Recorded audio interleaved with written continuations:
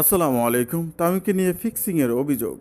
খেলাধুলা বিষয়ক সকল তথ্য পেতে এই চ্যানেলটি সাবস্ক্রাইব করে রাখুন এবং বেল আইকনটি অন করে দিন। এবং ভিডিওটি ভালো লাগলে একটি লাইক করুন, কমেন্ট করুন এবং ভিডিওটি না টেনে শেষ পর্যন্ত দেখতে থাকুন। বাংলাদেশ ক্রিকেট বোর্ডের বর্তমান প্রধান তামিম ইকবালকে নিয়ে ফিক্সিংয়ের অভিযোগ উঠেছে।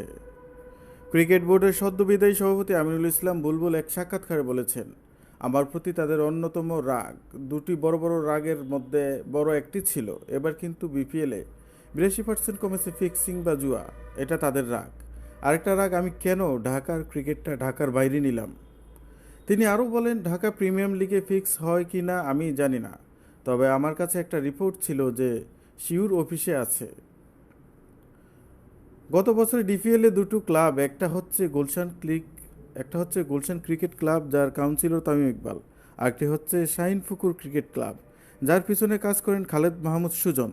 তাদের একটা ম্যাচ ফিক্স করা হয়েছিল, যেটা গণমাধ্যমে এসেছিল। এটার তদন্ত চলেছে। তবে তামিম ইকবাল গুলশান ক্রিকেট ক্লাবের কাউন্সিলর নন, এই ক্লাবের কাউন্সিলর মিজানুর রহমান।